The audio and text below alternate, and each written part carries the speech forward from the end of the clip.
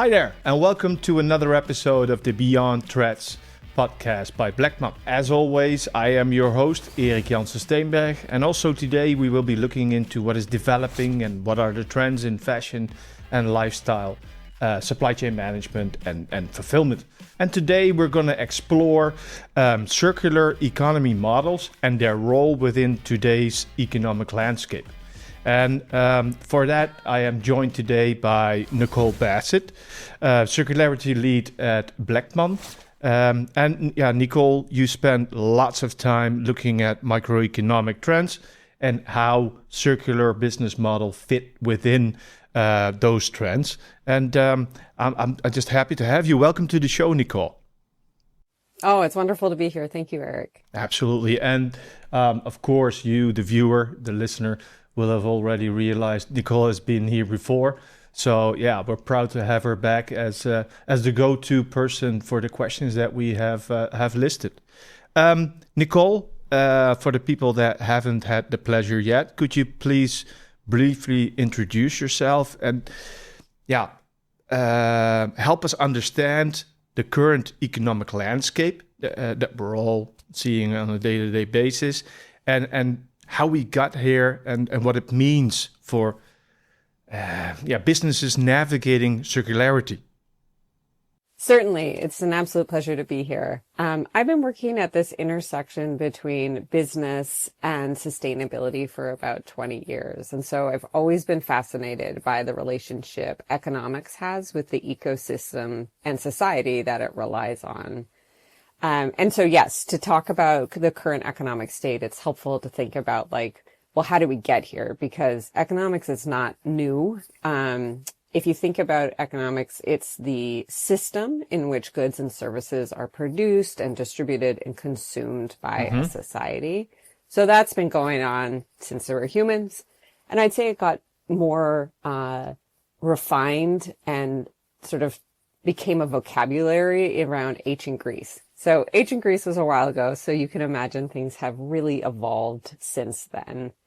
And in that evolution, as people are talking about, well, what's happening in the world? What's happening with trade? We need to have different metrics to measure its health. And so I think most people will have heard of the most famous economic metric, which is gross domestic product, GDP. So it's how a country measures its own output. And it became the dominant metric only in the 1950s, which is a long time ago, but it's not that long ago. No. And its creator, economist Simon Kuznets, really warned us that this is one metric. This is not measuring all of well-being. And so we've added a few other metrics when we talk about the economy, maybe inflation rates or employment statistics or consumer sentiment. But they are really only part of a story, because you can imagine the words that I just said are very financial focused. Yeah. And they fail to account for everything else that has value that we need to live. So clean air or clean water or mental or physical health or social equity. So what those things have been called externalities. So traditional economists will think of those things as sitting outside of the financial world. And they've been left out of traditional economic models, even though, as you can imagine, they are incredibly important.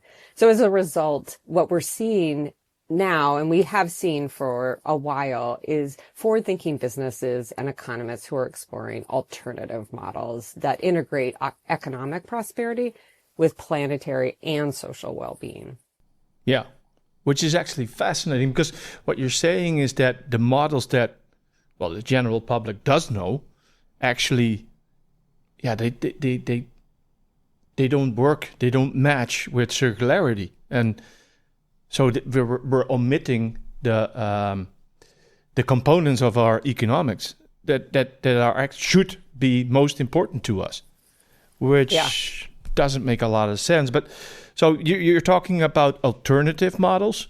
So what are they, and how do they allow for circularity to play a role in those models?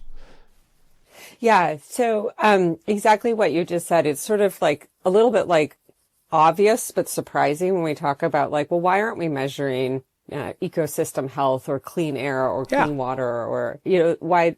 And when I grew up and started this work, we would say things like people, planet, profit. Yeah. And they were like as if they were these three separate buckets. And so I want people to think about it as you don't get to have an economy if you don't have a society that creates an economy, and you don't have a society if you don't have a living planet. So you should think of this more as a system. A trinity. And so that's what we're seeing right now is more economists and practitioners are really advocating for this systems thinking, a holistic approach to economics that considers this interconnectedness. And one such framework that I really like is Donut Economics by Kate Raworth, who really balances this idea. And so her model is, no surprise, a donut. So you have, you can imagine this outer circle, which says, hey, we have to do business and operate our lives within these planetary boundaries. Because if we get outside of those boundaries, then we're going to cause, incredible damage to the planet. And we can't get past that. Then on the inner circle, what we're saying is, hey, we need a thriving society in order to have a functioning economy. And so we've got to make sure people have access to food and water and clean air and clean water and those sorts of things. So then her model is, so let's figure out how to do business inside of the donut. And similarly, the circular economy approach is taking this idea that we move away from this traditional, I take raw materials, I make things, I sell them, and then they go in the garbage at the end of their use. And instead, we're designing products and services with longevity, reuse, regeneration. And we're really thinking about how do we create a business that is there's no end of the line, but we're actually really trying to bring back things and create a lot of resource efficiency in that process. And so businesses that are starting to adopt these ways of thinking are going to be really well positioned in this future economy. Yeah. It sounds like we're becoming, or at least some of us are becoming more aware. Yeah. So first you need to know before you can act and improve, so to speak. Okay, but looking at today's rather volatile geopolitical developments, why would now be the right time to invest for businesses in circular or circularity focused models? Yeah, I kind of come back to this, like, there's just a reality that we have to consider. I'm stealing from Al Gore. I love the term. It's an inconvenient truth. We don't, we don't like that the reality is what it is. No. But you can think if you're a business leader, just even if you're doing your, you don't care and you're doing strategic planning for your company, you know that the economy of the future will not be the same as the one today. Correct. And you are not going to be able to rely on the same resources. Not at all. There is a reason that we can do business today, and that's because of the conditions of the earth today. So you think there's a reason we can use cotton inside of our clothes because we have the conditions in which to grow them. So, and then there's just these different conditions that allow a boat to be able to come from, China to Amsterdam, and we able to do trade and grow businesses because we kind of have a sense of how the world is. Mm-hmm. But that really is at risk. The hottest 10 years that we've had have been the last 10 years on this planet, which is why a lot of alarm bells around climate change are going off. We've also been experiencing incredible biodiversity loss. About estimated 27,000 species a year are going extinct. And so that's really starting to affect the ecosystem in which business relies on. So as companies think about the future, they're like, okay, these very real scientific changes are occurring, whether we want them to or not. And so how do I design my business and my products and my supply chains for that future state? And business leaders are not alone. There's a lot of consumers who are starting to raise their hand and saying, I don't want to be complicit in the problem. I want to buy from companies who are doing the right thing. I want to spend my dollars where I think I can be doing good. Yep. And so companies are starting to respond to that consumer base, or those consumers are starting businesses, which is also really cool.